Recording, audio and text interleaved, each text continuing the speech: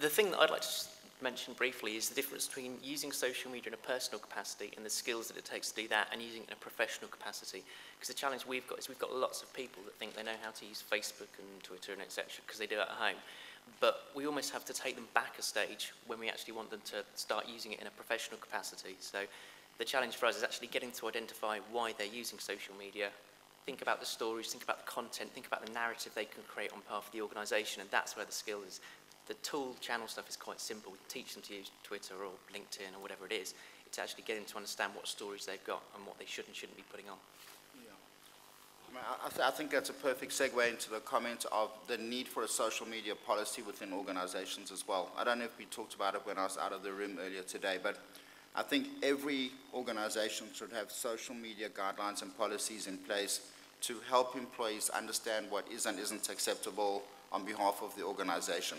Because these tools can also be used the wrong way, and it's very possible to do a status update about a new product release or product enhancement, or just come out of a client meeting with X without realizing that they're actually releasing competitive information into the hemisphere. So I think social media guidelines are good. There's some great examples of them. IBM has a great one. You can go to Google and just type in IBM social media policy and it'll jump out straight at you. And I would imagine Deloitte would have a great social media policy. You wouldn't have to change much to adapt them to your own company. You do have heaps of digital natives that are coming out, and these are young men and women who are actually the cream of the crop of universities that get hired by the big professional services firms. As such, these folks are pretty savvy. And what we are doing in Deloitte is actually buddying up, which is really what digital natives with digital immigrants or digital refugees is all about. So, and we've actually developed a few 101s.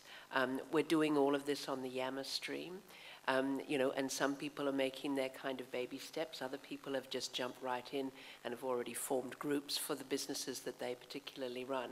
So we've found that kind of linkages really works.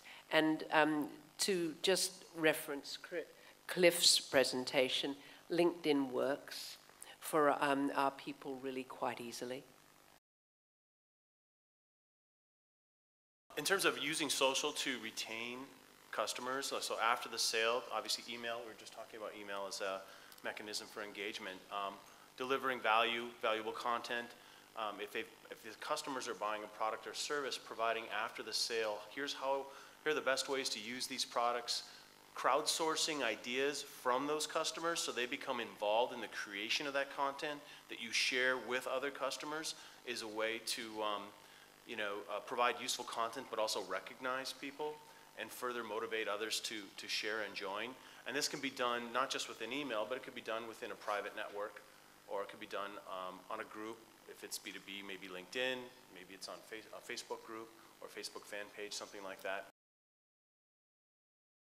Yeah, I think that's a good question, and I think what we've done is kind of use all of these different tools and allow customers to interact with us in whichever way they choose. So certainly there's, I think our email subscriber list for Shoes of Prey is about, we don't promote it very well, but it's about 6,000 people, and our Facebook fan page is about 10,000 people. So there are a lot of people who do just want to receive the emails and don't necessarily, there'll obviously be some overlap between those two, but they don't necessarily want to engage on the Facebook page. So we've got to make sure that we're still sending out those consistent email newsletters and just being in all of those spaces so people can sort of interact with us however they choose.